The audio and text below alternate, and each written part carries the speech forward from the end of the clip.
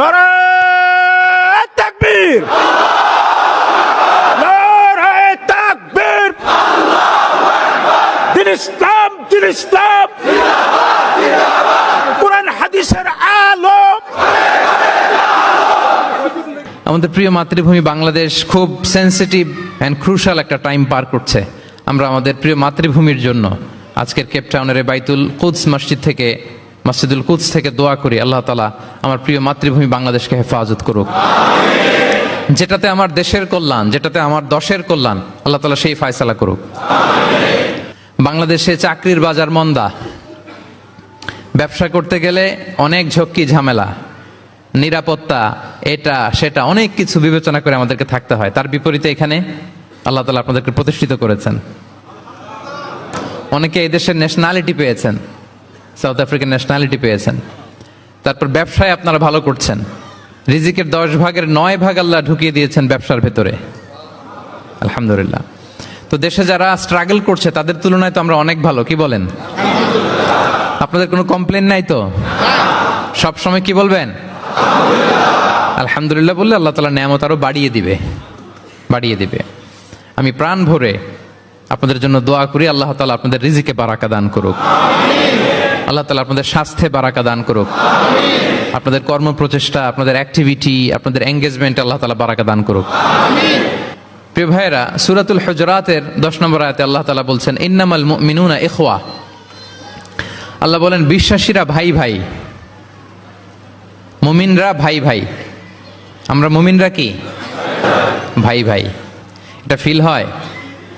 হ্যাঁ, এটা ফিল করতে হবে, শুধু মুখে বললে হবে না। আমরা কিন্তু ভাই ভাই, we are brothers, brothers in ইসলাম।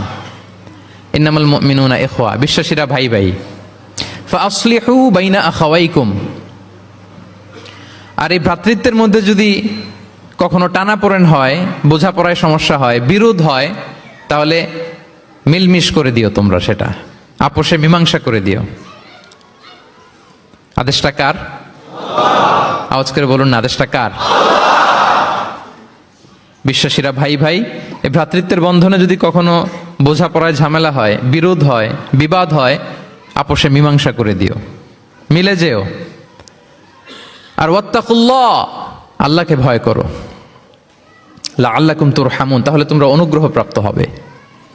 এই আয়াতটাকে ঘিরে কিছু বার্তা আজকে এই কেপটাউনের এই প্রোগ্রামে আমি শেয়ার করবো ইনশাআল্লাহ। তাহলে প্রথম মেসেজ হচ্ছে আমরা ভাই ভাই, উই অল আর ব্রাদার্স।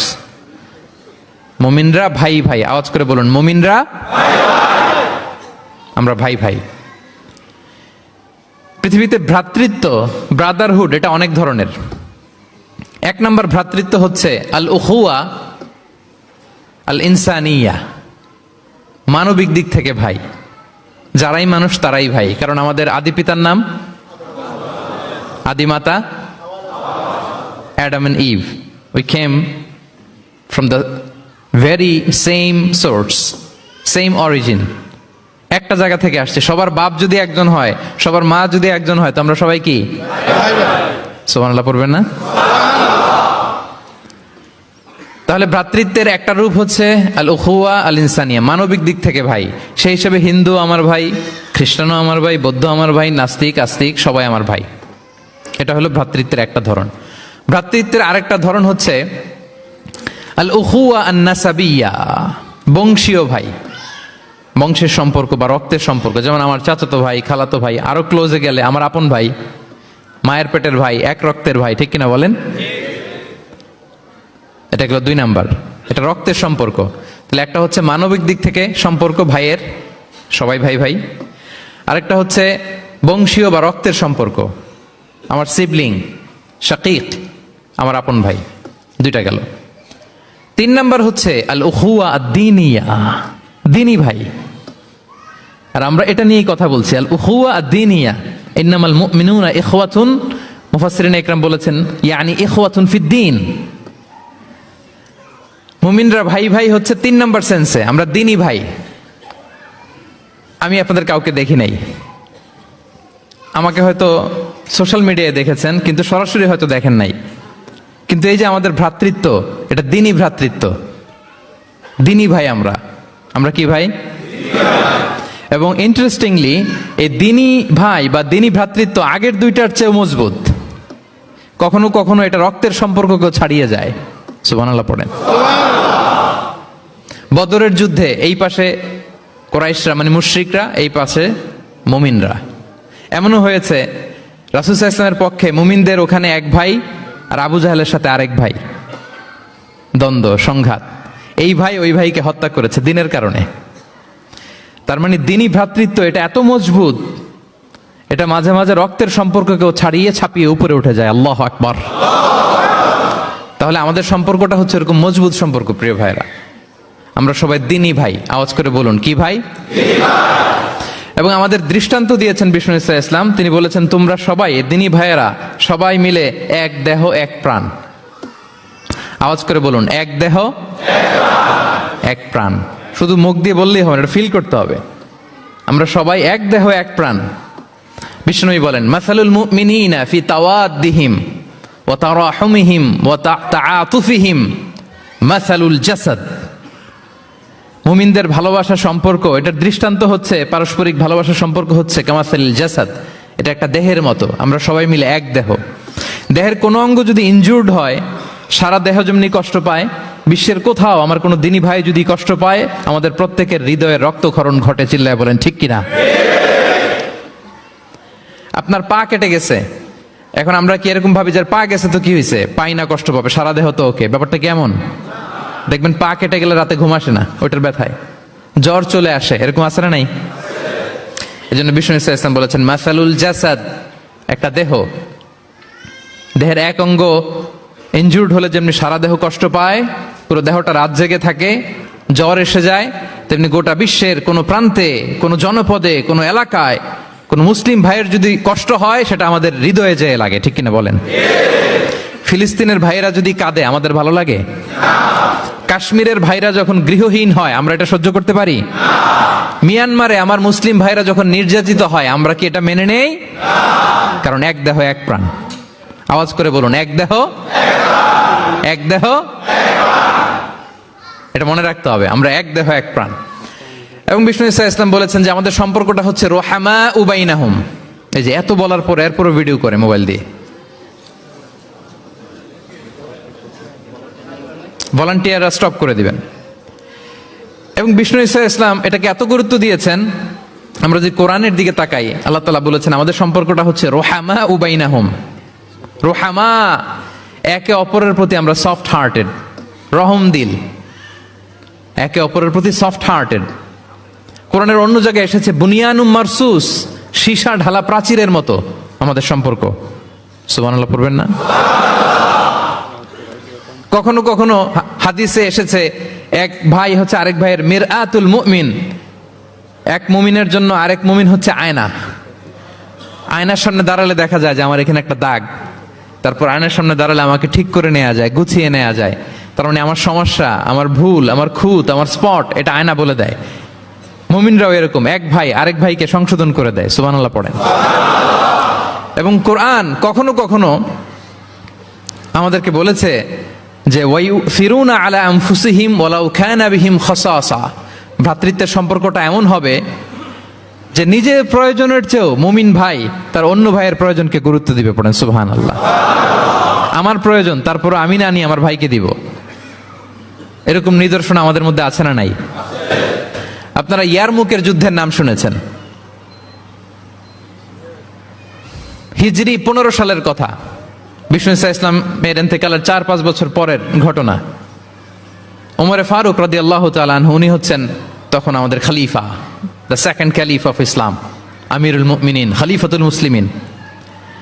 তো ইয়ারমুকের যুদ্ধে আল্লাহ তাআলা আমাদেরকে বিজয় দান করেছিলেন। কিন্তু এমনি এমনি বিজয় আসে নাই, এমনি এমনি আসে নাই। একের পর এক সাহাবারা আহত হয়েছেন, নিহত হয়েছেন, মানে শহীদ হয়েছেন। এবং যুদ্ধের এক পর্যায়ে এমন হয়েছে, খাবারের অভাবে, পানির অভাবে সাহাবারা ছটফট করছিলেন। এক ফোঁটা পানি নাই, রুহু বেরোয় যায়, পানি পানি বলে চিৎকার করছেন। তৃষ্ণায় যখন কাতর, ওই সাহাবীর কাছে পানি নিয়ে আসা হলো, মশক দিয়ে পানি নিয়ে আসা হলো, সামান্য কিছু পানি যে নেন। তো উনি যখন পানি খাবেন, দেখতে পেলেন যে পাশে আরেক ভাই চিৎকার করে পানি পানি, এক ফোঁটা পানি দাও, চিৎকার করছে। ওই সাহাবী বলতেছেন আমার দরকার নেই, আমার ভাইকে নিয়ে আগে দাও, আমি পরে খাবো। আল্লাহ। ওই দ্বিতীয় সাহাবীর কাছে যাওয়া হলো এই মশক নিয়ে, যে আপনি একটু পানি খেয়ে তার হৃদয়টাকে শান্ত করেন, ঠান্ডা করেন। তিনি যখন পানি মুখে নিতে যাবেন, পাশে আরেক ভাই চিৎকার করছে পানি পানি, এক ফোঁটা পানি দাও। ওই সাহাবী বললেন আমাকে না, আমার ভাইকে দাও, আমার আগে আমার ভাইকে দাও। ওই সাহাবার কাছে নিয়ে যাওয়া হলো যে আপনি আগে খান। ওই সাহাবীর কাছে পানির মশক নিয়ে যেতে যেতেই উনি শহীদ হয়ে গেলেন। আবার মশক নিয়ে দ্বিতীয় সাহাবীর কাছে আসতে না আসতে দ্বিতীয় সাহাবীও শহীদ হয়ে গেলেন। প্রথম যিনি চিৎকার করছিলেন তার কাছে আবার মশক নিয়ে যেতে না যেতে তিনিও শহীদ হয়ে গেলেন। সুবহানাল্লাহ পড়বেন না? ওয়ায়ুসিরুনা আলা আনফুসিহিম ওয়ালাউ কানা বিহিম খাসাসা। নিজেদের প্রয়োজন থাকা সত্ত্বেও মুমিনরা তার অন্য ভাইয়ের প্রয়োজনকে প্রাধান্য দেয়। আল্লাহু আকবার। এই হচ্ছে আমাদের ভ্রাতৃত্বের দৃষ্টান্ত। তাহলে প্রথম মেসেজ হচ্ছে মুমিনরা ভাই ভাই, মুমিনরা। আর আমাদের দৃষ্টান্ত হচ্ছে এক দেহ এক প্রাণ, আওয়াজ করে এক দেহ। আর আমরা যদি কখনো বিবাদে জড়াই, আমরা এটাকে সংশোধন করে দেব, আপোষে মিলমিশ করে দেব। কি বলেন? নাকি আরো লাগাই দিবেন? ঝগড়া লাগছে আর একটু লাগাই দেই? হ্যাঁ, আচ্ছা বলেন তো, আগুন লাগলে আপনারা কি দিয়ে নিভান? ওইখানে যদি কেউ তেল ঢেলে দেয়, এই কাজ করবেন? মিলিয়ে দিব আমরা, পারা যাবে তো? প্রিয় ভাইয়েরা, ইউনিটির কোনো বিকল্প নাই, সংঘবদ্ধ থাকার বিকল্প নাই, সুসম্পর্কের কোনো বিকল্প নাই। আজকে যদি আপনি সমাজের দিকে তাকান, দেখবেন আমাদের সম্পর্কগুলো নষ্ট হয়ে যাচ্ছে পারস্পরিক। বাবার সাথে ছেলের সম্পর্ক ভালো না, বৌমার সাথে শাশুড়ির সম্পর্ক ভালো না, ভাইয়ের সাথে ভাইয়ের সম্পর্ক ভালো না। মামাকে দেখলে ভাগিনা সালাম দেয় না, আছে না নাই? চাচার সাথে ভাতিজার সম্পর্ক ভালো না, স্ত্রীর সাথে স্বামীর সম্পর্ক ভালো না। কত রিপোর্ট যে আমাদের কাছে আসে। নেতার সাথে কর্মীর সম্পর্ক ভালো না, এরকম আছে না নাই? তাহলে আমাদের মধ্যে সম্পর্কের টানা পড়েন, গ্যাপ, এটা আছে না নাই বলেন? এই সম্পর্কের টানা পড়েনের জন্য আমরাই দায়ী। এর কারণ হচ্ছে আমরা সম্পর্কগুলোর যত্ন নেই না। আপনি যদি একটা গাছ লাগান, লাগিয়ে যদি রেখে দেন, এটা বাঁচবে? এটা কি করতে হয়? পরিচর্যা করতে হয়, যত্ন নিতে হয়, সার দিতে হয়, পানি দিতে হয়, নিড়ানি দিতে হয়, আগাছা পরিষ্কার করতে হয়। তার মানে গাছ লাগালে এটার যত্ন নিতে হয়। কথা বুঝতে পেরেছেন? আমাদের যে সন্তান, ওদেরকে যদি আপনি এমনি ছেড়ে দিয়ে রাখেন, মানুষ হবে না তারা, তাদের যত্ন নিতে হয়, ফলে মানুষের মতো মানুষ হয়। ঠিক কিনা বলেন? তো আমরা সব কিছু টেক কেয়ার করি, যত্ন নেই, কিন্তু আমাদের সম্পর্কগুলোর যত্ন নেই না। এজন্য পারস্পরিক সম্পর্কগুলোর যত্ন নিতে হবে আমার ক্যাপটাউনের ভাইয়েরা, যাতে সম্পর্কগুলো নষ্ট না হয়। কি বলেন? যত্ন নিবেন? যত্ন নিবেন? হ্যাঁ। এখন আজকে আমি এই ড্যামেজ রিলেশনশিপ কিভাবে জোড়া লাগাবেন, সম্পর্কের কিভাবে এটা ফিক্স করবেন, সম্পর্ককে কিভাবে টিকিয়ে রাখবেন, যত্ন নিবেন, এটার কিছু ইসলামিক ফর্মুলা আপনাদের সাথে শেয়ার করবেন ইনশাআল্লাহ। সবাই বলুন ইনশাআল্লাহ। কিভাবে আমাদের মধ্যে আন্তরিকতা বাড়বে, ঘনিষ্ঠতা বাড়বে, হৃদ্যতা বাড়বে, এটার ইসলামিক ফর্মুলা 10টা ফর্মুলা শেয়ার করবেন ইনশাআল্লাহ। জানতে মনে চায়? আচ্ছা ইনশাআল্লাহ। তাহলে শুরু করছি, কি করে আমরা আমাদের সম্পর্কগুলোর যত্ন নিব, কি করে আমাদের পারস্পরিক হৃদ্যতা, ভালোবাসা, আন্তরিকতা বাড়াবো, এ ব্যাপারে কোরআন এবং সুন্নাহ আমাদেরকে কি বলে। এক নম্বরে প্রিয় ভাইরা, এক নম্বরে কোরআন আমাদেরকে আমাদের পারস্পরিক হৃদ্যতা, ভালোবাসা বাড়ানোর জন্য যে গাইডলাইন দেয়, সেটা হচ্ছে দেখা হলেই সালাম দাও। দেখা হলেই কি? সালাম। সালাম দিলে সম্পর্ক বাড়ে। আলহামদুলিল্লাহ পড়বেন না? কোরআন বলছে ফাইদা দাখালতুম বুয়ুতান ফাসাল্লিমু আলা আনফুসিকুম তাহিয়াতাম মিন ইনদিল্লাহি মুবারাকাতান তাইয়্যিবা। তোমরা যখন ঘরে প্রবেশ করবে, তোমরা নিজেদেরকে সালাম দাও, মানে বলো আসসালামু আলাইকুম। এটা হচ্ছে তাহিয়াতাম মিন ইনদিল্লাহ, আল্লাহর পক্ষ থেকে অভিবাদন পদ্ধতি। এটা আল্লাহ শিখিয়েছেন। গ্রিটিংস আমরা তো বলি হ্যালো, হাই, তারপর গুড মর্নিং, গুড ইভিনিং, এগুলো বলি, কিন্তু আল্লাহ শিখিয়েছেন আসসালামু আলাইকুম। আদম আলাইহিস সালামকে যখন আল্লাহ তাআলা তৈরি করলেন, 60 হাত লম্বা করে বানালেন।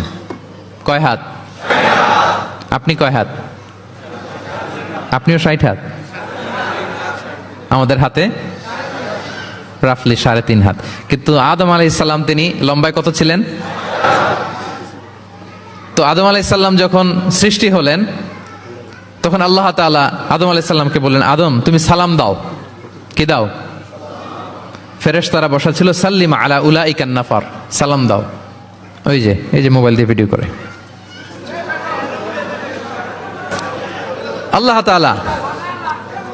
তাআলা আদম আলাইহিস সালামকে বললেন সালাম দাও। আওয়াজ করে বলুন, কি দাও? হে আদম তুমি বলো আসসালামু আলাইকুম। আদম আলাইহিস সালাম বললেন আসসালামু আলাইকুম।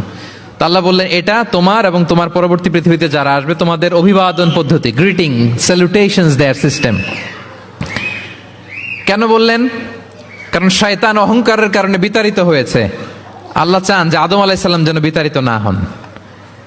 বিষ্ণুই বলেন, আল বাদিউ বিসসালামি বারিউম মিনাল কিবর, যে আগে আগে সালাম দেয় তার হৃদয় থেকে অহংকার টেনে ছেড়ে ফেলে দেয় কে?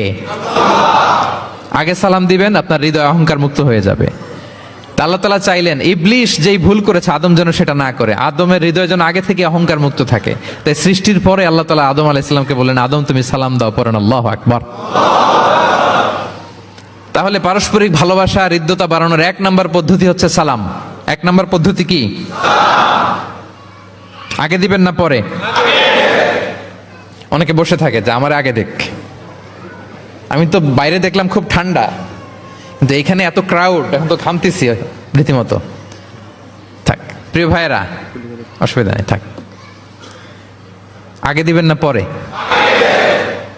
বাসায় যে এখন আসতে হয়ে গেছে সাউন্ড, হ্যাঁ আচ্ছা। ভাবিরাও উপরে আছে, দুই পক্ষে আমার ব্যালেন্স করে বলতে হবে। ভাবিরা ট্রাই করবেন, ভাবিরা যেন আগে দিতে পারেন।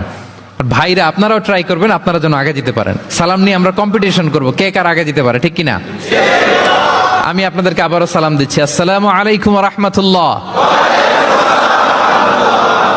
তাহিয়াতাম মিন ইনদিল্লাহি মুবারাকাতান তাইয়্যিবা, আল্লাহর পক্ষ থেকে এটা অভিবাদন, মুবারাকা, বরকতময়, তাইয়্যিবা এটা পবিত্র বাণী, শান্তির বাণী। অনেকে বলে হুজুর ঘরে শান্তি নাই। ঘরে তো শান্তির বাণী তো আপনি ঢুকানি না, ঘরে আসবে কোত্থেকে? শান্তির পায়গাম তো ঢুকাতে হবে, আর শান্তির পায়গামের নাম হচ্ছে সালাম। শান্তির পায়গামের নাম কি? তাহলে ঘরে সালামের চর্চা। আপনি ভাবিকে দিবেন, ভাবি আপনাকে দিবে। আপনি বাচ্চাকে দিবেন, বাচ্চা আপনাকে দিবে। সবাই সবাইকে আগে দেওয়ার চেষ্টা করবো, নাকি বসে থাকবেন? পারবেন? ঠিক আছে। তাহলে পারস্পরিক সম্প্রীতি, হৃদ্যতা, ভালোবাসা বাড়ানোর 1 নম্বর ফর্মুলা হচ্ছে সালাম। 1 নম্বর ফর্মুলা। আমি কিন্তু জিজ্ঞেস করবো আবার শেষে, এজন্য কান দুটো খরগোশের কানের মতো খাড়া করে আমার দিকে তাকিয়ে থাকুন। 1 to 1, brain to brain. Mobile নাই, ভিডিও নাই, ক্যামেরা নাই, শুধু এভাবে চাতক পাখির মতো তাকিয়ে থাকেন, দেখবেন যে সিনা বা সিনা এলেম আসছে এভাবে, হৃদয় থেকে হৃদয়ে, নাকি মোবাইল থেকে মোবাইলে? এখন তো মোবাইল থেকে মোবাইলে এলম এসেছে, সিনা থেকে সিনা। 1 to 1, ব্রেন টু ব্রেন। তাহলে হৃদ্যতা, সম্পর্ক, ভালোবাসা এটা বাড়ানোর 1 নম্বর ইসলামী ফর্মুলা কি? এবং বিষ্ণু ইসলাম বলেছেন, এই সালাম যদি দাও তাহলে তোমাদের পারস্পরিক ভালোবাসা বাড়বে। তিনি বললেন, আওয়ালা আদুল্লুকুম আলা শাইইন ইযা ফাআলতুমুহু তাহাব্বাবতুম। হে সাহাবীরা, আমি কি তোমাদেরকে একটা টিপস শিখাই দিব না, যেটা করলে তোমাদের মধ্যে ভালোবাসা বাড়বে? সাহাবারা বললেন, অবশ্যই শেখাবেন। বিষ্ণু ইসলাম বললেন, আফশুস সালামা বাইনাকুম, যদি চাও নিজেদের ভালোবাসা বাড়ুক তো বেশি বেশি সালাম দাও। সরাসরি বিষ্ণু ইসলাম এটাই বলেছেন, নিজেদের মধ্যে ভালোবাসা বাড়াতে চাইলে কি দিবা? সালাম দিবা। তাহলে 1 নম্বর ফর্মুলা আমরা জেনে গেলাম, আমাদের হৃদ্যতা, ভালোবাসা এটা বাড়াতে চাইলে আমরা সালাম দিব। অনেক দিন ধরে কথা বলেন না, ভুল করছেন আপনি, সালাম দিবেন, আপনি শুরু করবেন। অনেকে বলে আমি করব কেন, ভুল তো সে করছে, দোষ তো ওর, আমি কথা কমু কেন? এরকম অভিমান আছে না? এই অভিমান আর গো ধরে বসে থাকবেন? আর আওয়াজ করে বলেন, থাকবেন? বরং কি করবেন? তাহলে গেল ভালোবাসা, হৃদ্যতা, সম্পর্ক ভালো করার প্রথম পদ্ধতি হচ্ছে সালাম। আমরা সালাম দিব পরস্পরকে। গেল 2 নাম্বার টিপস বা ফর্মুলা হচ্ছে স্মাইলিং ফেসে থাকা, মানে মুচকি হাসির একটা ভাবে থাকা সব সময়। এটা সুন্নাহ। মুচকি হাসি, কি হাসি? প্রিয় ভাইরা খেয়াল রাখবেন, হাসি এটা কিন্তু ইতিবাচক ভাবে সংক্রামক, মানে এটা ছড়ায়। আমি হেসে হেসে কথা বললে শ্রোতাও একটু হাসি খুশি ভাব, আমি গোমরামুখ আপনারাও গোমরামুখ, এরকম হয় না? এবং দেখবেন যে সব সময় একটু স্মাইলিং ফেসে থাকে তাকে সবাই পছন্দ করে। কথা বলেন ঠিক কিনা? হাসি এটা পজিটিভলি সংক্রামিত হয়, ছড়ায়, অন্যকে প্রভাবিত করে, এবং মানসিক স্বাস্থ্যের সাথে হাসির সম্পর্ক আছে। যারা গোমরামুখ থাকে এরা অসুস্থ থাকে বেশি, আর যারা হাসি খুশি থাকে এরা সুস্থ থাকে বেশি। এজন্য হাসবেন তো, নাকি চেহারা গোমরা করে রাখবেন? এই দেখছেন সবার মধ্যে একটা হাসি হাসি ভাব চলে আসছে, আলহামদুলিল্লাহ বলেন। তাহলে পারস্পরিক সম্প্রীতি ভালোবাসা বাড়ানোর পদ্ধতি হচ্ছে কারোর সাথে কথা বললে, দেখা হলে আমরা একটা স্মাইলিং ফেসে থাকবো, মুচকি হাসি। হাসি 3 ধরনের আমার ক্যাপটাউনের ভাইরা। কয় ধরনের? একটা হচ্ছে কাহকাহা, অট্ট হাসি, এটা জায়েজ নাই।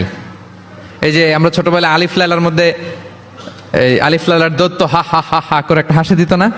এই হা হা হা করে এই হাসি দেয়া যাবে না, নিষেধ। উদাহরণ দেওয়ার জন্য আমি বললাম আর কি। আচ্ছা, আরেকটা হচ্ছে আদ-দেহেক।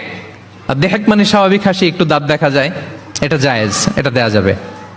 সবচেয়ে ভালো এন্ড রেকমেন্ডেড এন্ড সুন্নাহ হচ্ছে তাবাসসুম, মুচকি হাসি। আল্লাহু আকবার। বিশ্বনবী সাল্লাল্লাহু আলাইহি ওয়াসাল্লামের চেহারা মোবারকের মধ্যে সব সময় মুচকি হাসির একটা রেশ ওনার ঠোঁটে লেগেই থাকতো।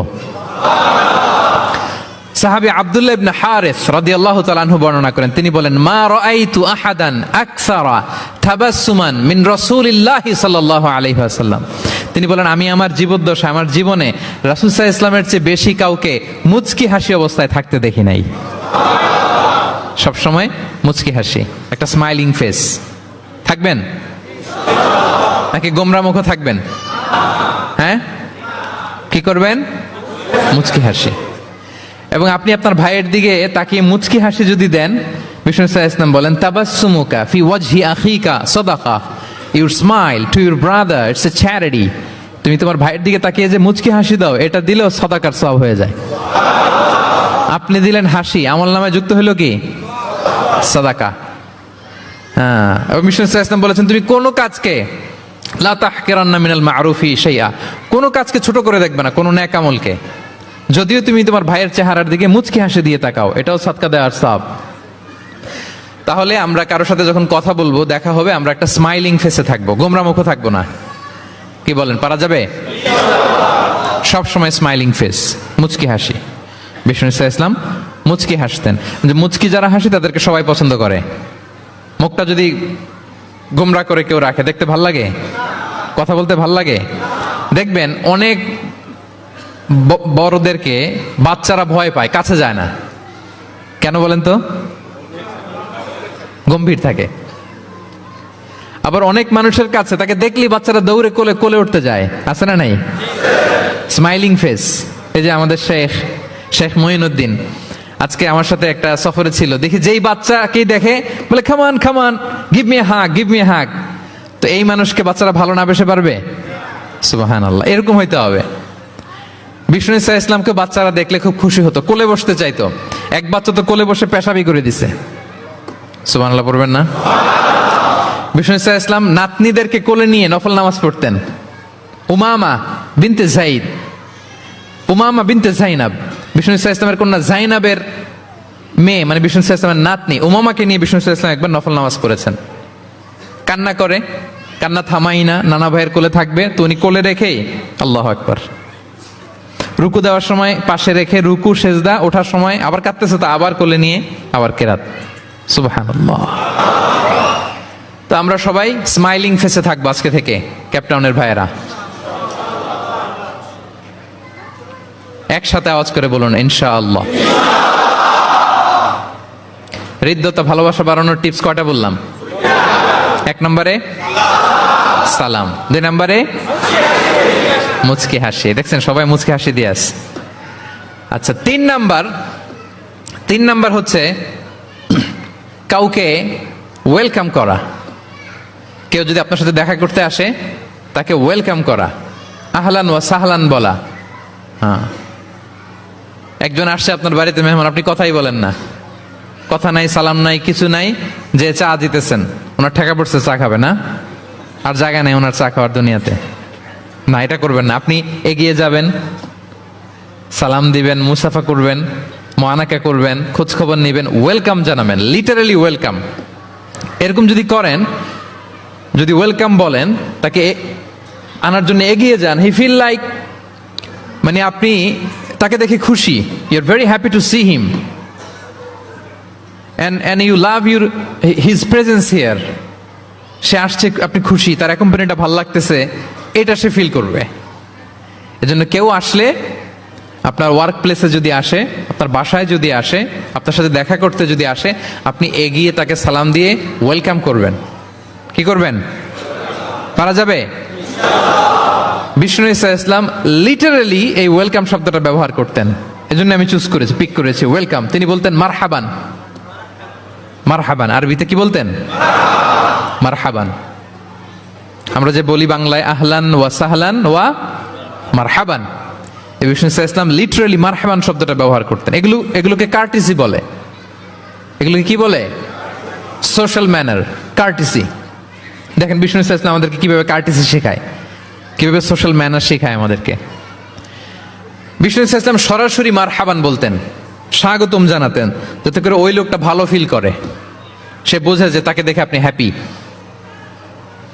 বলেন তো, রাসূল সাল্লাল্লাহু আলাইহি ওয়াসাল্লামের সময়কালে ইসলামের সবচেয়ে বড় শত্রু কে ছিল? আবু জাহেল। তার ছেলের নাম কি কেউ বলতে পারেন? ইকরামা।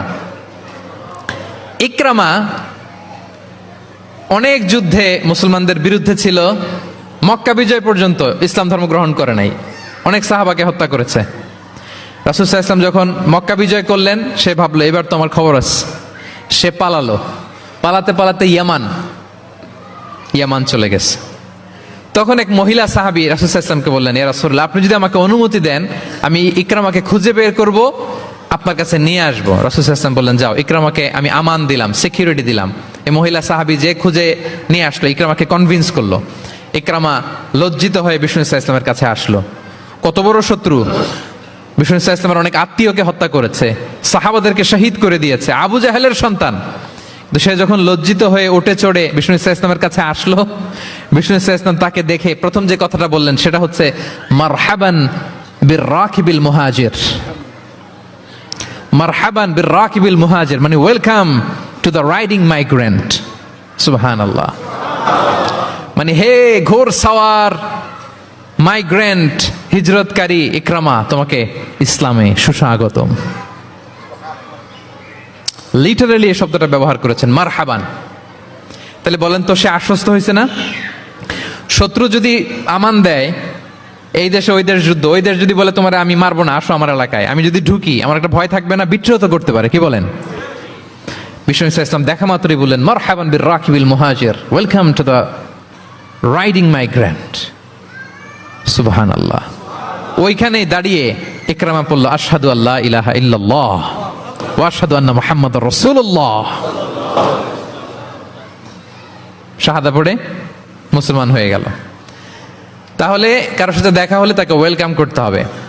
আপনার মনে হতে পারে বিশেষ কারণে তাকে মারহাবান বলছে, এমনি হয়তো বিষ্ণু ইসলাম বলতো না ঘরে বাইরে, না, ইভেন ঘরে কাছের মানুষদেরকেও তিনি মারহাবা বলতেন। ইভেন ওনার মেয়ে ফাতেমা রাদিয়াল্লাহু তাআলা আনহা, নিজের মেয়ে, এর মারহাবা বলা দরকার আছে? এই ফাতেমা আসলে বলতো মারহাবা। সুবহানাল্লাহ নাই? আম্মা জান আয়েশা রাদিয়াল্লাহু তাআলা আনহা বর্ণনা করেন যে একবার আমাদের বাসায় ফাতেমা আসলো, নবীর মেয়ে। আর ফাতেমার হাঁটাটা ছিল নবীর হাঁটার মতো। আমি হাদিস বলে আবার বাংলা বেশি বললে সময় লেগে যাবে। ফাতেমার হাঁটা ছিল নবীর হাঁটার মতো। ফাতেমা যখন আসলো, ফাতেমাকে দেখেই বিষ্ণু ইসলাম বললেন মারহাবান বিবনাতি, মারহাবান বিবনাতি, ওয়েলকাম টু মাই ডটার। হে আমার কন্যা ফাতেমা, তোমাকে ওয়েলকাম। আপনি আপনার মেয়েকে দেখে বলছেন কখনো? আপনার ছেলেকে বলেন, আপনার ওয়াইফকে বলেন মারহাবান, ওয়েলকাম, স্বাগতম? এমন হয় না যে আপনি রয়ে গেছেন কেপটাউনে, ভাবি বেড়াতে গেছে দেশে 2 মাসের জন্য, এরপর ভাবি আসলো, আপনি এয়ারপোর্টে ফুল নিয়ে দাঁড়িয়ে রইলেন, দেখা মাত্র কি বলবেন? Welcome to Cape Town. কি পারবেন না? ভাবিরা কিন্তু উপরতলায় বড্ড খুশি হয়ে যাচ্ছে। বলবেন। আবার ভাবিরাও অনেকদিন পরে আপনার হাজবেন্ডকে যখন পাবেন, আসবে, বলবেন ওয়েলকাম, তোমাকে সুস্বাগতম। পারা যাবে?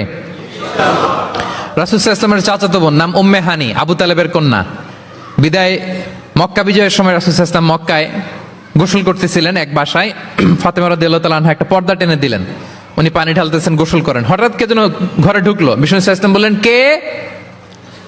ওনার কাজিন চাচাতো বোন উম্মে হানি বললেন, আমি উম্মে হানি। বিষ্ণু সাল্লাল্লাহু আলাইহি ওয়াসাল্লাম পর্দার এপাশ থেকে গোসল করতেছে, উনি বলতেছেন, মারহাবান বি উম্মে হানি, ওয়েলকাম ওয়েলকাম উম্মে হানি টু মাই হাউস। আল্লাহু আকবার। এবং ফরেন যত ডেলিগেশন আসতো, বিদেশি প্রতিনিধি, তাদের প্রত্যেককে বিষ্ণু সাল্লাল্লাহু আলাইহি ওয়াসাল্লাম বলতেন মারহাবান বিল কওম ও মারহাবান বিল ওয়াফদি গায়রা খাজায়া ওয়ালা নাদামা। যত ডেলিগেশন আসতো এদেরকে বলতেন welcome, welcome to Medina city, আসেন, ওয়েলকাম। তাহলে প্রিয় ভাইরা, আমাদের পারস্পরিক সম্পর্ক, হৃদ্যতা, ভালোবাসা বাড়ানোর 3 নম্বর ফর্মুলা হচ্ছে, কেউ আমার বাসায় আসলে, কেউ আমার অফিসে আসলে, কেউ আমার সাথে দেখা করতে আসলে আমি তাকে ওয়েলকাম করব। কি করব? মনে থাকবে তো? কয়টা গেল? 1 নাম্বার কি ছিল?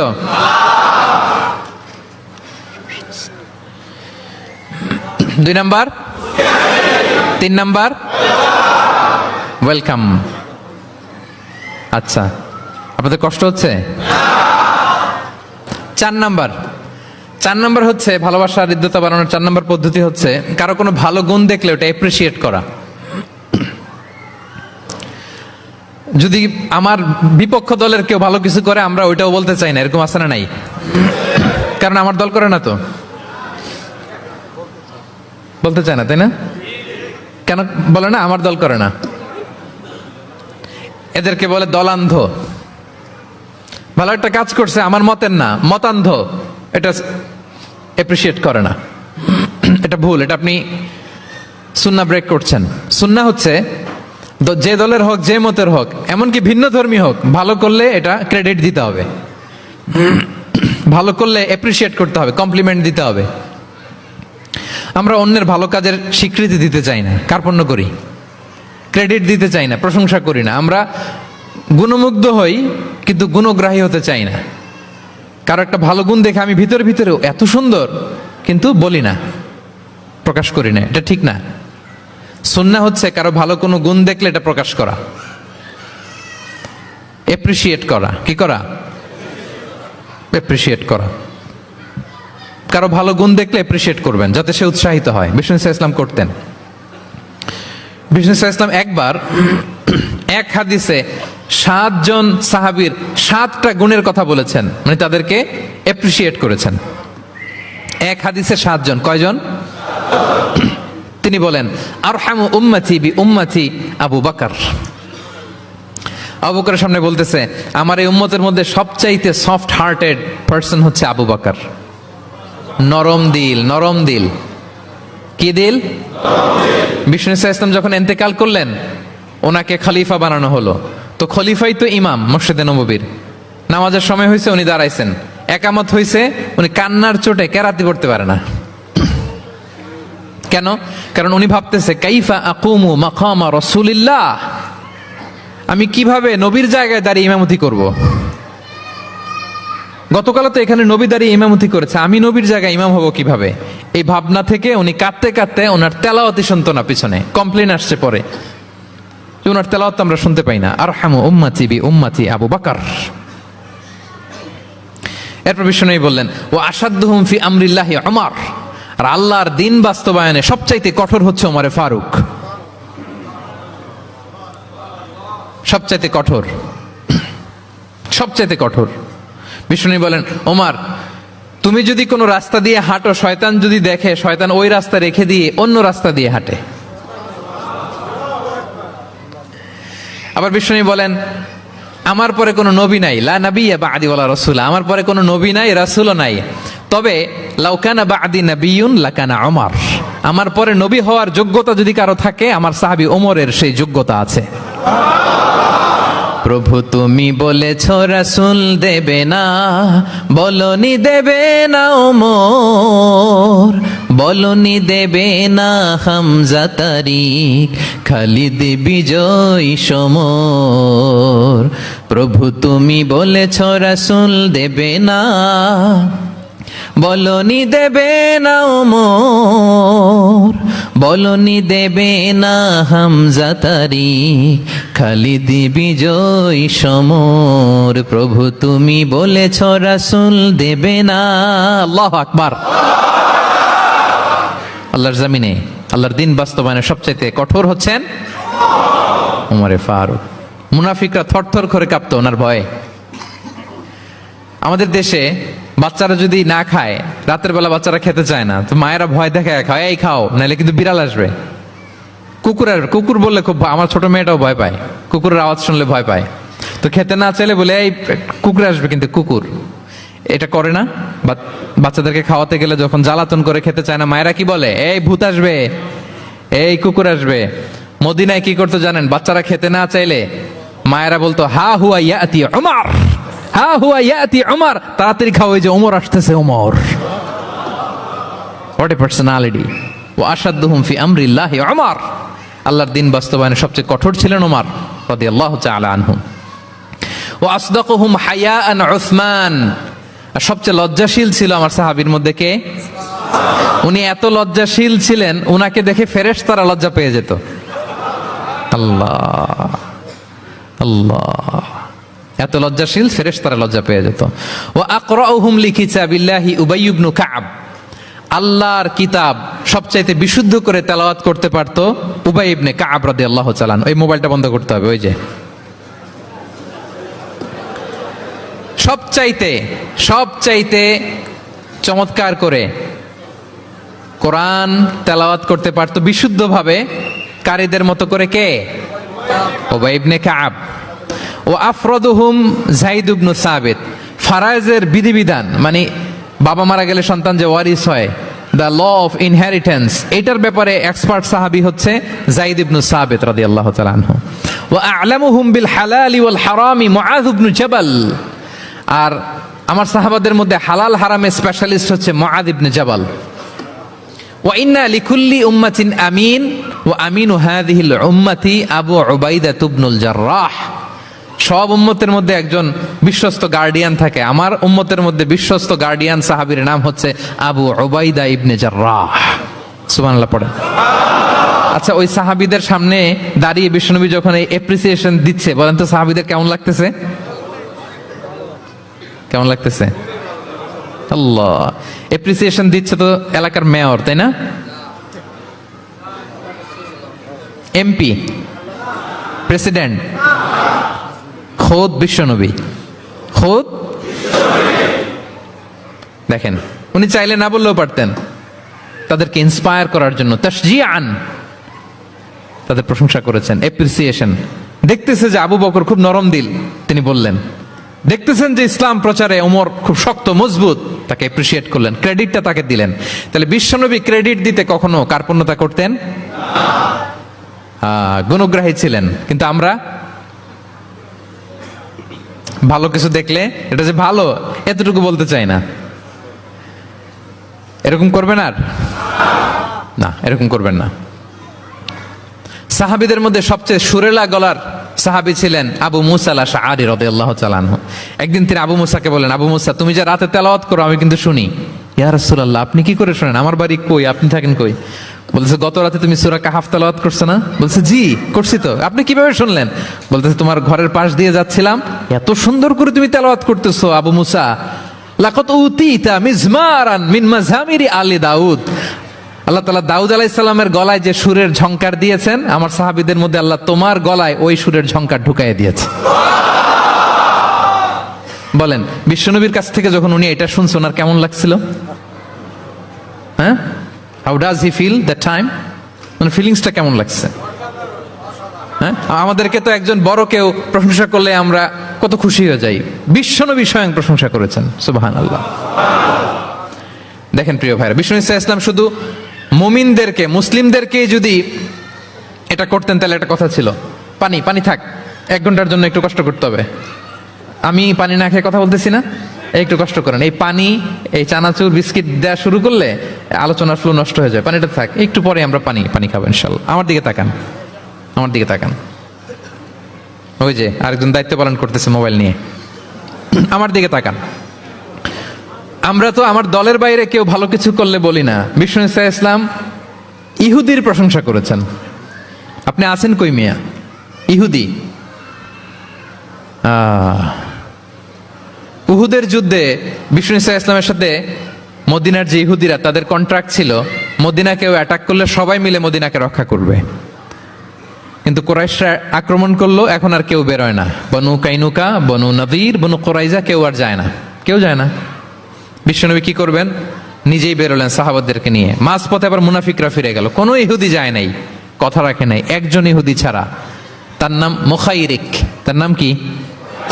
মুখাইরিক। অন্য ইহুদিদেরকে বলতেছে, এই ইহুদিরা, তোমরা না মুহাম্মাদের সাথে চুক্তি করেছো মদিনায় অ্যাটাক হলে সবাই মদিনাকে সেভ করবা, তোমরা যাও আর না যাও, আমি যাব, আমি আমার কথা রাখবো, আমার কথার দাম আছে। এবং সে বলল, আমি যদি এই যুদ্ধে নিহত হই, আমার সম্পদের মালিক হয়ে যাবে মুহাম্মদ, আমার কোনো ছেলে মেয়ে পাবে না।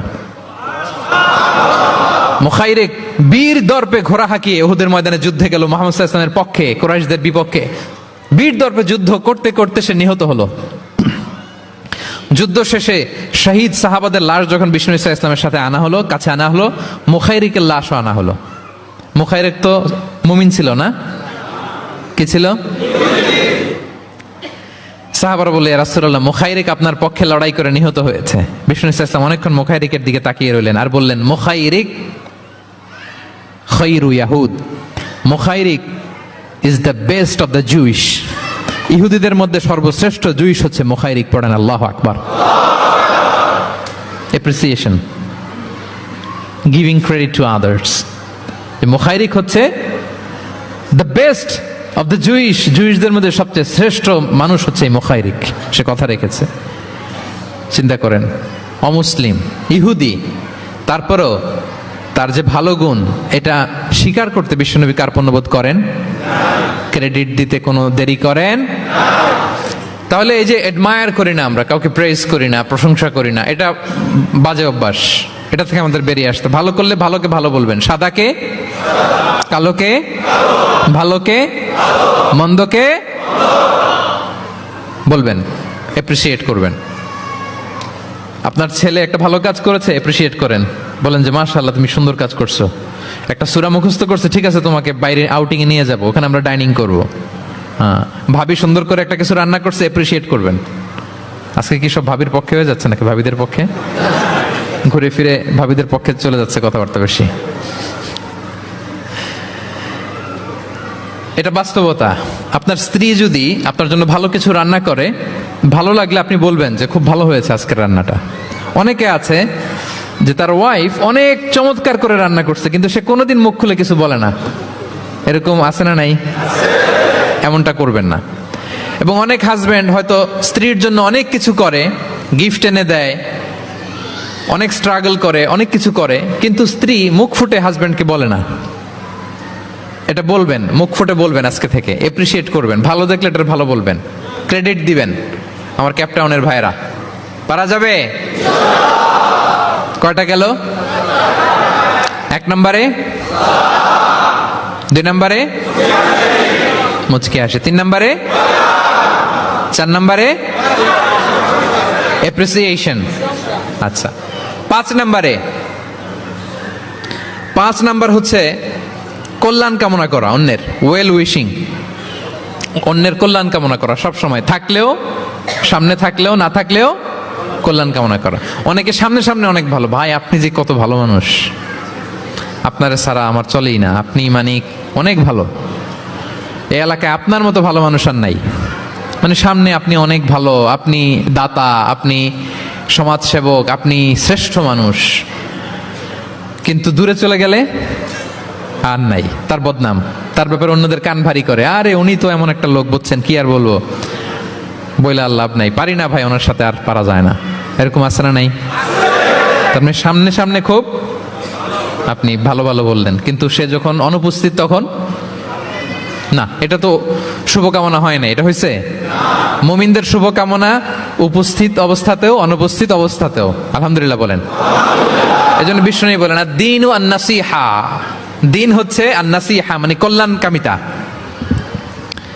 দিন মানে কল্যাণকামিতা, সবার জন্য আপনি গুড উইশ করবেন, কল্যাণ কামনা করবেন, ওয়েল উইশিং করবেন, শুভকামনা জানাবেন, সামনে থাকলেও দূরে থাকলেও। বিষ্ণু সাল্লাল্লাহু আলাইহি ওয়াসাল্লাম বলেন লিল মুমিনি আলাল মুমিনি সিত্তু খিসাল, এক মুমিনের উপর আরেক মুমিনের 6টা দায়িত্ব। এর মধ্যে একটা হচ্ছে ওয়ায়ানসাহু লাহু ইদা গাবা আও শাহিদা, সে তার শুভকামনা করবে, উপস্থিত থাকলেও করবে, অনুপস্থিত থাকলেও করবে। সুবহানাল্লাহ পড়েন। সামনেও যেমনি করবেন, দূরে গেলেও করবেন। অন্যের জন্য শুভ কামনা করলে এটা ফিরে নিজের দিকে আসে, এটা খেয়াল রাখেন। এটা একটা লাইফ হ্যাকস শেয়ার করতেছি, আজীবন কাজে লাগবে। অন্যের জন্য যেটাই ভালো কামনা করবেন এটা ঘুরে আপনার দিকে আসবে। অনেকে বলে হুজুর ওর জন্য দোয়া করে আমার কি লাভ? নিজের জন্য আল্লাহ আমারে মাফ করে দাও, আল্লাহ আমারে সমৃদ্ধি দাও, আল্লাহ আমার বেতন বাড়াও, আল্লাহ আমার ব্যবসায় বরকত দাও, আল্লাহ আমার ছেলেরা হাফেজ বানাও, আল্লাহ আমার বউ, আল্লাহ আমার মেয়ে, আল্লাহ আমার আমার আমার সব আমার ভালো আপনি চাচ্ছেন নিজের জন্য, অন্যদের জন্যও চান। আল্লাহ আমার সব ভাইদেরকে মাফ করো, আল্লাহ আল্লাহ আমার গোটা মুসলিম উম্মাকে তুমি বরকত দাও, কল্যাণ দাও, নেতৃত্বে আসার তৌফিক দাও, আল্লাহ সবাইকে সুস্বাস্থ্য দাও। এটা ফিরে আপনার দিকে আসবে। অন্যের জন্য শুভকামনা বহুগুণ বৃদ্ধি হয়ে নিজের দিকে রিটার্ন করে। বিষ্ণু সাল্লাল্লাহু আলাইহি ওয়াসাল্লাম এটাই বলেছেন, মা মিন আবদিন মুসলিমিন ইয়াদউ লিআখিহি বিযাহরিল গায়বি ইল্লা ক্বালা লাহুল মালাকু ওয়া লাকা বিমিসলিন। কেউ যদি তার ভাইয়ের অনুপস্থিতি তার ভাইয়ের জন্য দোয়া করে, ফেরেশতারা ওই দোয়াটা তার জন্য আগে আগে করে। আল্লাহ, তাহলে অন্যের জন্য শুভকামনা করলে, দোয়া করলে লাভ না লস? ধরেন আমি মোশাররফ ভাইয়ের জন্য দোয়া করলাম যে আল্লাহ মোশাররফ ভাইকে তুমি সুস্থ করে দাও, তখন ফেরেশতারা বলে আল্লাহ যিনি দোয়া করতেছে তার যদি কোনো রোগ বালাই থাকে আগে তারে সুস্থ করে দাও। ধরেন আমি বেলায়েত ভাইয়ের জন্য দোয়া করতেছি, আল্লাহ বেলায়েত ভাইয়ের এই সমস্যা আল্লাহ তুমি দূর করে দাও, ফেরেশতারা বলবে আল্লাহ যিনি দোয়া করতেছে তার যদি এই সমস্যা থাকে আগে তারে এটা দূর করে দাও। ধরেন আমি দোয়া করলাম আল্লাহ আমার এই ভাই, আল্লাহ সে গরিব, তার অর্থের বড্ড অভাব, দারিদ্রতা, আল্লাহ তুমি আমার ভাইয়ের দারিদ্রতা দূর করো। ফেরেশতারা বলে ওয়ালাকা বিমিসলিন, তোমার জন্য এটা, মানে আল্লাহ যিনি দোয়া করতেছে তার যদি অর্থের প্রয়োজন থাকে আগে তার দারিদ্রতা দূর করে দাও। তাহলে বলেন তো অন্যের জন্য দোয়া করলে লাভ না লস? অন্যের জন্য ভালো দোয়া করলে এটা নিজের দিকে আসে। কিসের দিকে আসে? তাহলে শুভ কামনা 5 নম্বরে কি? আচ্ছা, 10টার মধ্যে কয়টা বলে ফেলছি? ক্লান্ত হচ্ছেন না তো আপনারা? শুভকামনা নিয়ে একটা গল্প বলে আমি 6 নম্বরে যাচ্ছি। এক লোক মাগরিবের নামাজের আগে তার বন্ধুর জন্য দোয়া করতেছে, আল্লাহ আমার বন্ধুকে তুমি একটা সুন্দরী, রূপবতী, গুণবতী, নেককার, মুতিয়া, কানেতা, জামিলা, রায়া, একজন রূপবতী নেককার স্ত্রী দাও আল্লাহ। কতদিন ধরে তার বিয়েটা ঝুলে আছে, আল্লাহ তুমি ব্যবস্থা করে দাও, সুন্দরী, নেককার, আল্লাহওয়ালা। তো সে তো তার বন্ধুর জন্য প্রাণ ভরে দোয়া করতেছে, আর তার স্ত্রী ওয়াইফ পাশেই ইফতারি রেডি করতেছিল। এই দোয়া শুনে মহিলা তো তেলে বেগুনে জ্বলে উঠছে, দৌড়ে আসে বলছে এই তুমি কিসের দোয়া করো, রাখো। সে বেচারা মোনাজাতের মধ্যে তো ভরকে গেছে, ভয়ে বলে কি হইলো, আমি তো দোয়া করতেছি আমার বন্ধুর জন্য। তো মহিলা বলে তুমি কি মনে করছো আমি হাদিসটা জানি না? অন্যের জন্য কোনো ভালো দোয়া করলে আগে যেটা নিজের জন্য কবুল হয় তুমি মনে করছো আমি জানি না? তুমি ভাবছো হাদিস শুধু তুমি একা জানো, আমি জানি না? না, কি সব দোয়া করো এগুলা? আল্লাহু আকবার, আল্লাহ রহম করুক। প্রিয় ভাইরা, এটা বলার উদ্দেশ্য হচ্ছে আপনি ভালো কিছু অন্যের জন্য চাইলে আল্লাহ তাআলা এটা নিজের জন্য কবুল করে নেয়।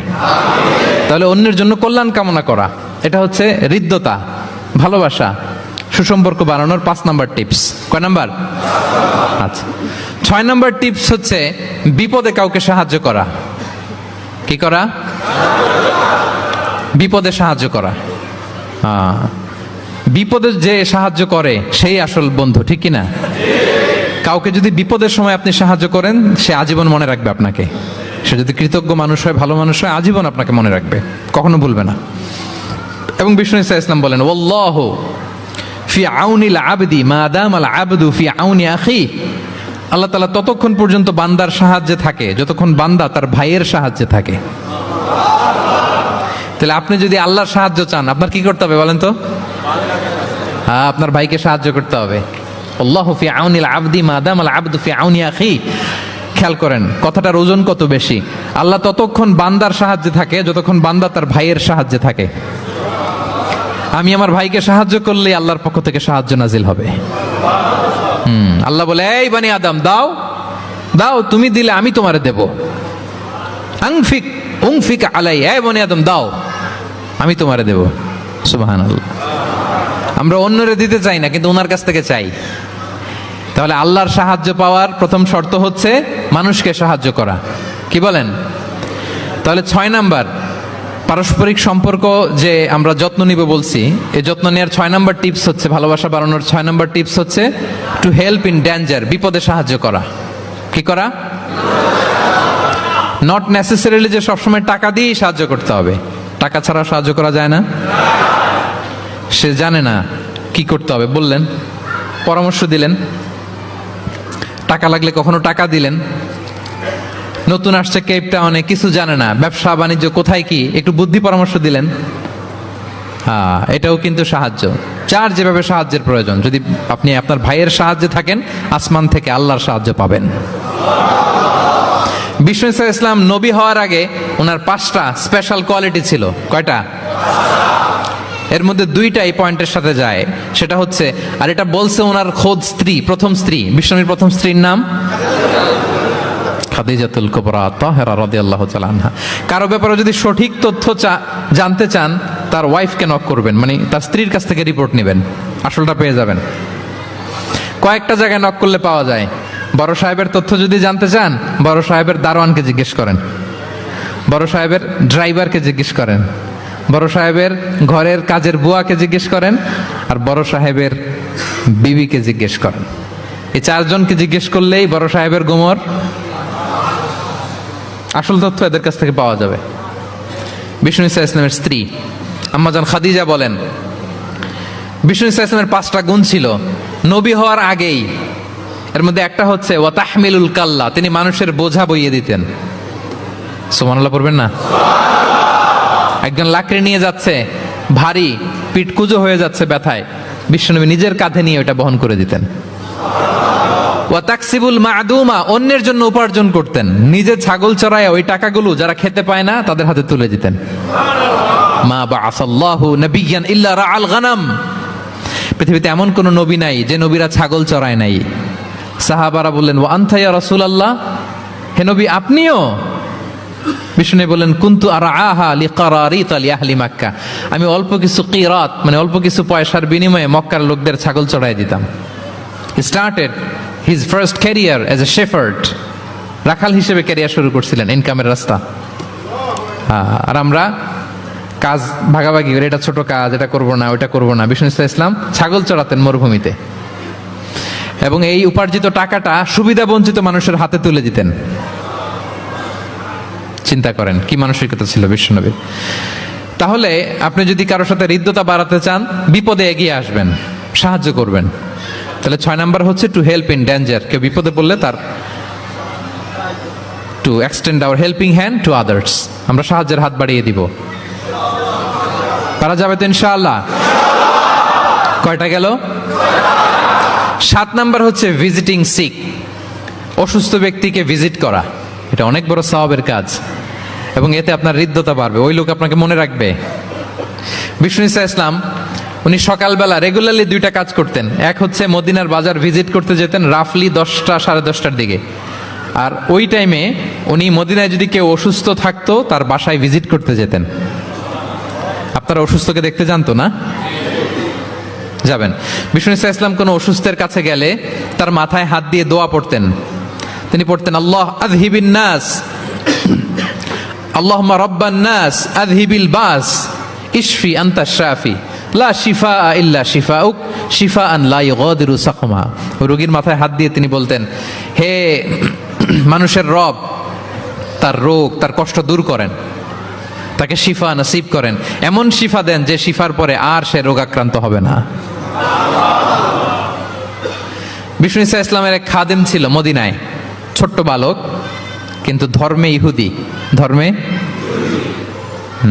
নন মুসলিমদের সাথে how should be our relationship to the people of different faith, এটা নিয়ে আমার লম্বা লেকচার আছে, শুনবেন। লম্বা, আমি একাডেমিক ওয়েতে আলোচনা করেছি, আমার ইউটিউব চ্যানেলে গেলে পাবেন। মদিনাতে এক ছোট্ট ইহুদি বালক বিষ্ণু ঈসা ইসলামের খেদমত করত, এটা সেটা এগিয়ে দিত। বিষ্ণু ঈসা ইসলাম কোনো কাজ থাকলে তাকে অ্যাসাইন করতেন, অ্যাপয়েন্ট করতেন, দিতেন। কিন্তু অনেক দিন হয় ছেলেটা আসে না। বিষ্ণু খুঁজলেন ওই ইহুদি বালকটা কোথায়।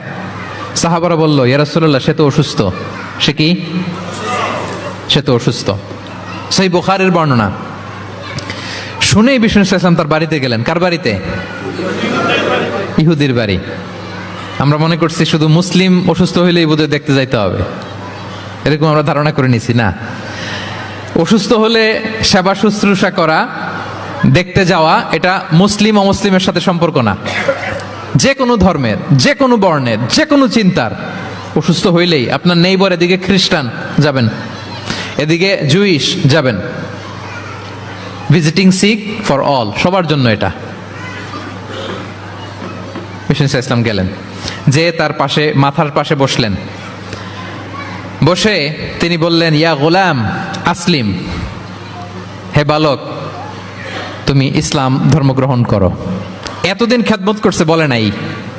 অনেকদিন খেদমত করছে, একদিনও বলে নাই। একদিনও, আজকে বলতেছে। দেখেন, বিষ্ণু ঈসা ইসলাম প্রপার টাইমিং এর অপেক্ষা করতেন সবকিছুর।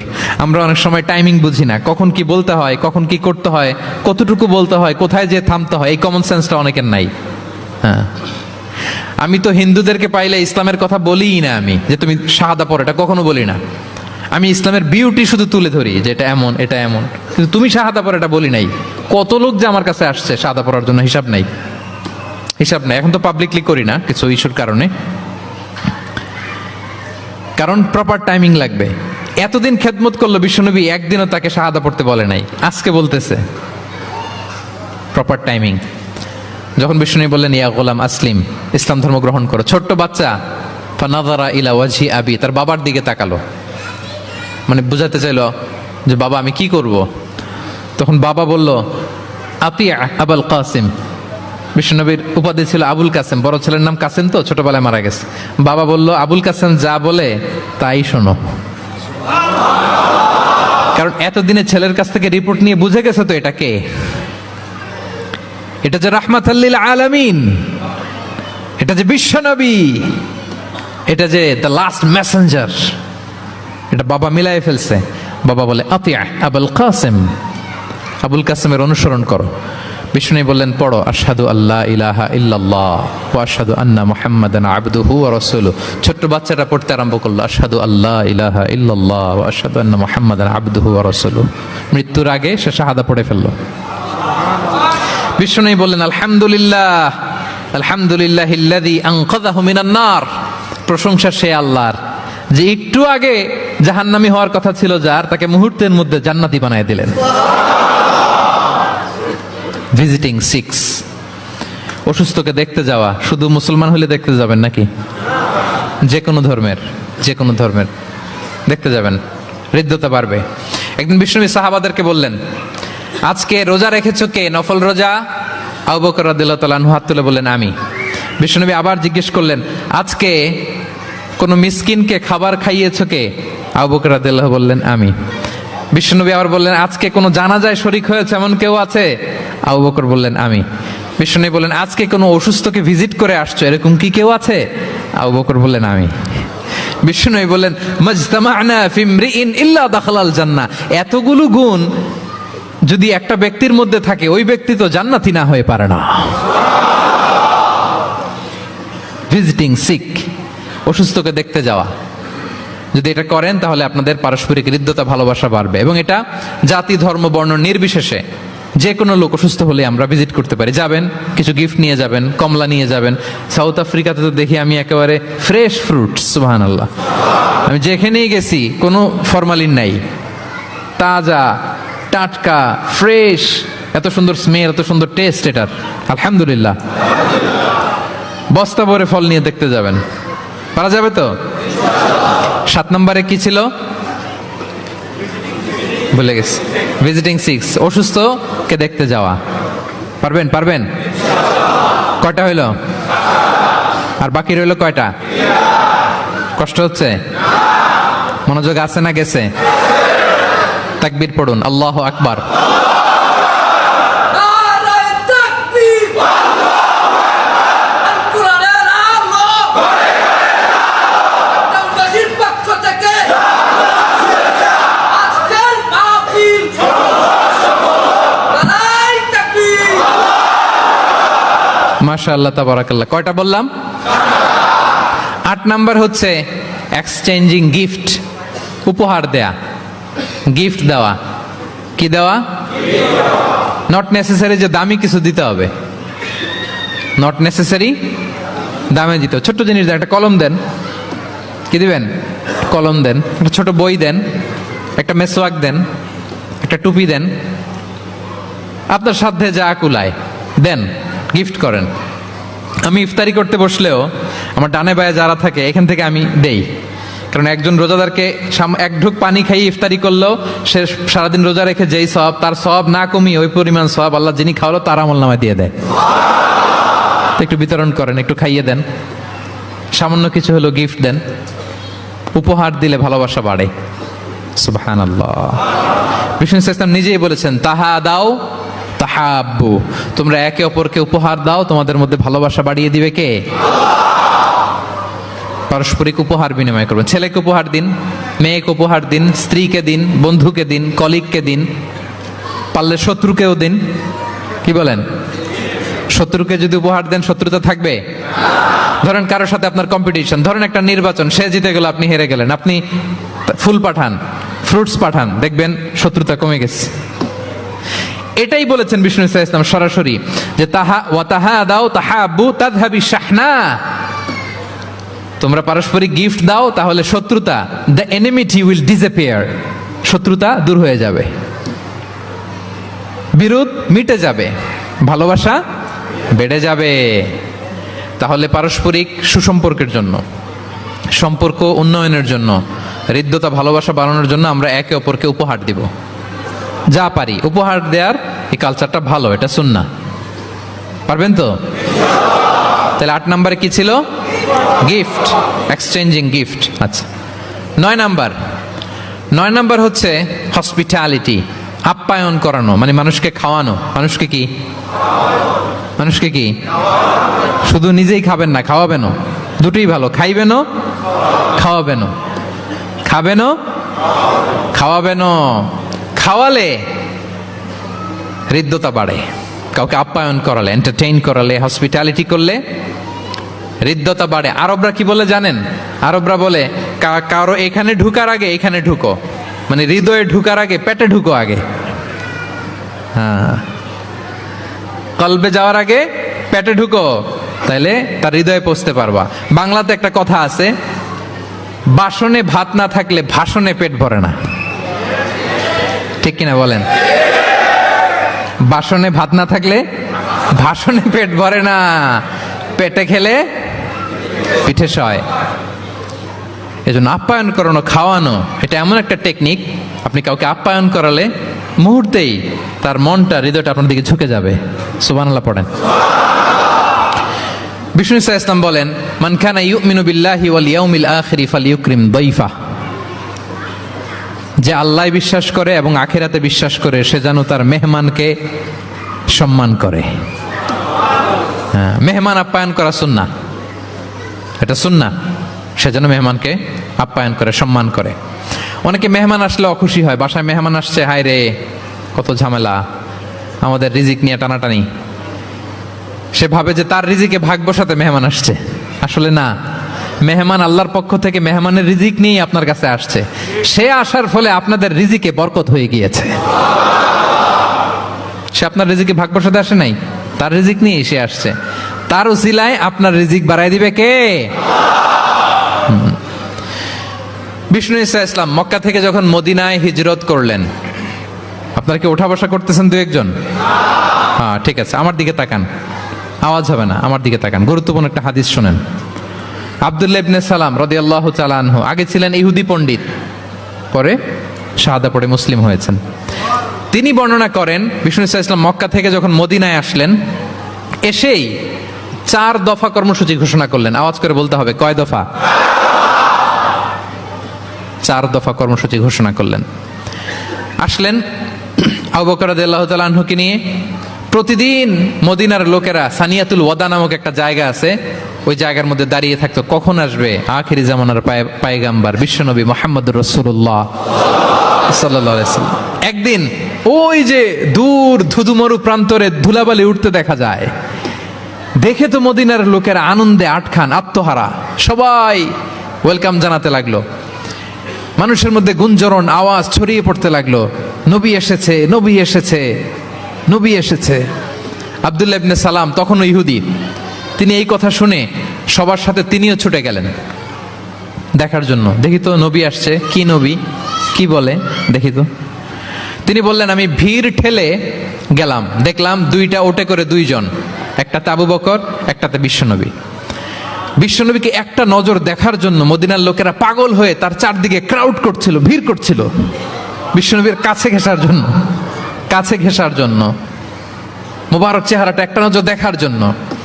আব্দুল্লাহ ইবনে সালাম বলেন, আমিও মানুষ ঠেলে, ধুলাবালি উঠতেছে শুধু, দেখতে পাই না, মানুষ ঠেলে একবার তার দিকে তাকালাম।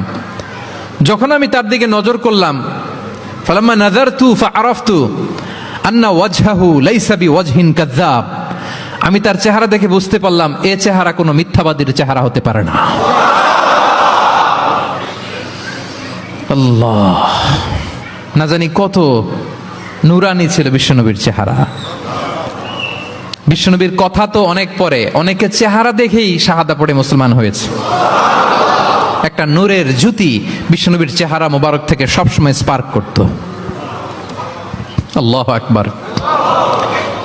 হেরা হতে হেলে দুলে নুরানি তনু ওকে আসে হায়, সারা দুনিয়ার হেরে মেরে পর্দা খুলে খুলে চাই সে যে আমার কমলিওয়ালা, কমলিওয়ালা সে যে আমার কমলিওয়ালা, কমলিওয়ালা। তার ভাবে বিভোল রাঙা পায়ের তলে, পর্বত জঙ্গম টল মল টলে, তার ভাবে বিভোল রাঙা পায়ের তলে, পর্বত জঙ্গম টল মল টলে, খুরমা খেজুর বাদাম জাফরানি ফুল ঝরে ঝরে যায় সে যে আমার কমলিওয়ালা, কমলিওয়ালা সে যে আমার হেরা হতে হেলে দুলে নুরানি তনু ওকে আসে হায়, সারা দুনিয়ার হেরে মেরে পর্দা খুলে খুলে যাই সে যে আমার কমলিওয়ালা, কমলিওয়ালা সে যে আমার কমলিওয়ালা, কমলিওয়ালা। আল্লাহু আকবার পড়েন। ফালাম্মা নাযারতু ইলা ওয়াজহিহি আরাফতু আন্না ওয়াজহাহু লাইসা বিওয়াজহিন কাযযাব। আব্দুল্লাহ ইবনে সালাম বলেন, মানুষের ভিড় ঠেলে আমি যখন বিশ্বনবীর চেহারাটা দেখলাম, আমার মন বলে দিল এ চেহারা কোনো মিথ্যাবাদীর চেহারা হতে পারে। বিশ্বনবী মানুষের ভিড় দেখে ছোট্ট একটা ভাষণ দিলেন। তিনি বললেন, আইয়ুহান্নাস, ওহে মানব সকল। 4 দফা কর্মসূচির ঘোষণা। তিনি বললেন, আইয়ুহান্নাস আফশুস সালাম, বেশি বেশি সালাম দাও। ও আতঈমুত তাআম, বেশি বেশি মানুষকে খাবার খাওয়াও। ওয়াসিলুল আরহাম, আত্মীয়তার বন্ধনকে অটুট রাখো। ওয়াসাল্লু বিল লাইলি ওয়ান নাসু নিয়াম, মানুষ যখন ঘুমিয়ে থাকে রাত জেগে সালাত পড়ো। তাদখুলুল জান্নাতা বিসালাম, তাহলে সহজে শান্তিতে আল্লাহর জান্নাতে ঢুকে যাবে। তাহলে মদিনায় যে এই বিশ্বনবী যে 4 দফা কর্মসূচির ঘোষণা দিলেন, এর মধ্যে খাওয়ানোর কথা আছে না নাই? আতঈমুত তাআম, খাবার খাওয়াও। একটা দেশে যখন খাদ্য সংকট হয়, ওই দেশের আর কোনো স্টেবিলিটি থাকে না, এটা একটা অকার্যকর রাষ্ট্রে পরিণত হয়, ঠিক কিনা বলেন? বিশ্বনবী মদিনায় যেই খাদ্যের সংকট দূর করে দিলেন। ধনীদেরকে বললেন খাওয়াও, মানুষকে খাবার খাওয়াও। হসপিটালিটি, আপ্যায়ন করা, এন্টারটেইন করা, এটা যদি করেন তাহলে নিজেদের মধ্যে হৃদ্যতা বাড়বে, ভালোবাসা বাড়বে। আলহামদুলিল্লাহ। পৃথিবীর সব নবীরা মেহমানকে রেসপেক্ট করতেন, আপ্যায়ন করাতেন। বিষ্ণু ইসা ইসলাম মক্কা এমন কোন লোক ছিল না বিশ্বনবীর হাতের রান্না খায় নাই। নবী হওয়ার আগ থেকেই, নবী হওয়ার পরে তো মেহমানদের আরো বাড়াই দিচ্ছেন। টার্গেট করে করে, দাওয়াতি টার্গেট করে করে বিশ্বনবী 2-4জনকে খাওয়াতেন। আল্লাহু আকবার। ইব্রাহিম আলাইহিস সালাম মেহমান ছাড়া কখনো খাবারই খেতেন না। ওনার দ্বিতীয় ছেলে যখন দুনিয়ায় আসবে, ইসহাক আলাইহিস সালাম, তার সুসংবাদ নিয়ে যখন ফেরেশতারা আসছিল, উনি একটা আস্ত গরুর বাছুর ভুনা করে ফেরেশতাদের সামনে হাজির করেছিলেন। আনজা আবি ইজলিন হানিফ, কোরআনে এসেছে কাবাব করা ভুনা গরুর বাচ্চা। আল্লাহু আকবার। কারণ তিনি তখন বুঝতে পারেন না যেটা ফেরেশতা, মানুষের সূরাতে এসেছিল তো, দিলেন, প্রেজেন্ট করলেন একটা আস্ত গরুর বাছুর কাবাব করা। আল্লাহু আকবার। তাহলে সম্পর্ক বিল্ড আপ করার 9 নম্বর পদ্ধতি কি ছিল? হ্যাঁ, মেহমানদারি, আপ্যায়ন, হসপিটালিটি। মনে থাকবে? ইনশাল্লাহ নাই এবার, ডবল ইনশাআল্লাহ। মাশাআল্লাহ। আমার ক্যাপটাউনের ভাইরা তো আলহামদুলিল্লাহ, আল্লাহ তাআলা অনেক সমৃদ্ধি দিয়েছে, আরো দেখ। কৃপণতা করবেন না, কৃপণদের আল্লাহ পছন্দ করে না, কৃপণদের আল্লাহ পছন্দ করে না। হাত উজাড় করে দিবেন, উপর থেকে উজাড় করে আপনাকে দিবে কে? হসপিটালিটি, মেহমানদারি করা হৃদ্যতা বাড়ায়। কয়টা গেল? বাকি রইল কয়টা? 10 নম্বর। 10 নম্বর হচ্ছে রিকনসিলিয়েশন, সেটেলমেন্ট, মিলিয়ে দেয়া, যেটা দিয়ে আয়াত শুরু করেছি। 2 জন ঝগড়া লাগছে, দূর থেকে লাগাই দিব আমরা, নাকি? অনেকে কিন্তু দূর থেকে মজা নেয়, ওই যে এটা লাগছে 2টা আরো লাগুক, আরেকটু হাতাহাতি, ঘুষাঘুষি, কিলাকিলি, মারামারি, মামলা হামলা, আছে না নাই? দূর থেকে অনেকে কি নেয়? মজা নেয়। এটা মুনাফিকের আলামত, এটা করবেন না। বরং আপনি মিলিয়ে দেওয়ার চেষ্টা করবেন। কয়েকটা জায়গায় মিথ্যা বলাও যায় আছে, এর মধ্যে একটা হচ্ছে মিলায়া দেয়া। একদিন বললেন, ভাই উনি তো আপনার ব্যাপারে খুব চমৎকার একটা কথা বললো। আমার ব্যাপারে? এই লোক কি বলছে, কি বলেন তো, কি বললো? তখন আপনি বললেন, আরে এই তো উনি তো বলতেছে আপনি নাকি এরকম খুব ভালো, এই সেই। সে তো খুশিতে বাকবাকু। বা আমি তো এতদিন এটারে খারাপ মনে করছিলাম, এত ঝগড়াঝাটি, আর বাইরে বাইরে আমার প্রশংসা করে, আলহামদুলিল্লাহ ভালো, দেখি কি হয়। ওরে যে আবার একদিন বললেন, আরে ভাই ওনার সাথে দেখা, কথা প্রসঙ্গ তো আপনার ব্যাপারে বলতে যে বললো আপনি নাকি এরকম করছিলেন, ভালো একটা কাজ। সে অবাক হয়ে যাবে, দেখবেন যে এরপরে 2 জনের যখন রাস্তায় দেখা হয়ে গেছে, একে অপরকে সালাম দিয়ে ফেলতেছে, হ্যাঁ, মুসাফা করে ফেলতেছে, কথা বলতেছে, কোন একটা ইস্যু ধরে তারা মিলে যাওয়ার চেষ্টা করতেছে। কারণ 2 জনের মধ্যে হৃদ্যতা আগে থেকেই তো, হৃদয়টা কোল ডাউন হয়ে আছে, ঠিক কিনা বলেন? আর এই মধ্যস্থতা করেছেন কে? আপনি আপনি আপনি মধ্যস্থতা করছেন। রিকনসিলিয়েশন, মিলায়ে দিবেন। তাহলে ঝগড়া লাগলে আজকে থেকে আমরা কি করব? মিলায়ে দিব, সেটেলমেন্ট করে দিব। আল্লাহ বলেন, ফাত্তাকুল্লাহ ওয়া আসলিহু যাতা বাইনিকুম। আল্লাহরে ভয় করো, আর নিজেদের মধ্যে বিবাদ বিরোধ হলে এটার উস্কে দিও না, মিলিয়ে দাও। কি করো? মিলিয়ে দাও। একটা অত্যন্ত জরুরি হাদিস বলছি, মনোযোগ দিয়ে শুনুন, এটা বলে শেষ করব। বিষ্ণু ইসলাম একবার সাহাবাদেরকে বলেন, আলা উখবিরুকুম বিআফদল মিন দারাজাতি সিয়ামি ওয়াস সালাতি ওয়াস সাদাকা। সাহাবাদেরকে বলেন, ও সাহাবারা, নামাজের চেয়েও, রোজার চেয়েও, দান খয়রাতের চেয়েও একটা বড় ইবাদত আছে, এটা কি আমি কি তোমাদের বলবো না? সাহাবারা তো অবাক, নামাজের চেয়েও বড় ইবাদত, রোজার চেয়েও বড়, দানের চেয়েও বড়। ক্বালু বালা ইয়া রাসূলুল্লাহ। সাহাবারা বললেন, অবশ্যই হে নবী, হ্যাঁ আপনি বলেন সেটা কি? বিষ্ণু ইসলাম বললেন, ইসলাহু যাতিল বাইন, বিবাদমান 2 গ্রুপকে মাঝখান দিয়ে যে মিলিয়ে দেয়া।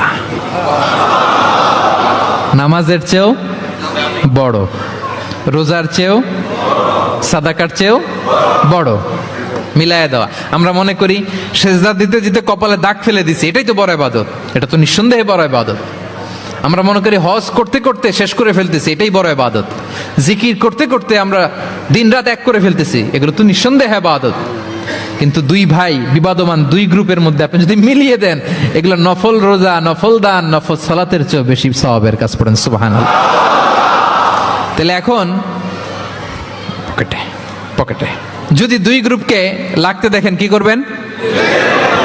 পারা যাবে? এদিকে 2-4 জন উঠছেন কেন আপনারা? আমি কি এখনো উঠছি? ওয়াশরুমে যাবে না? আর 2 মিনিট বসেন বসেন।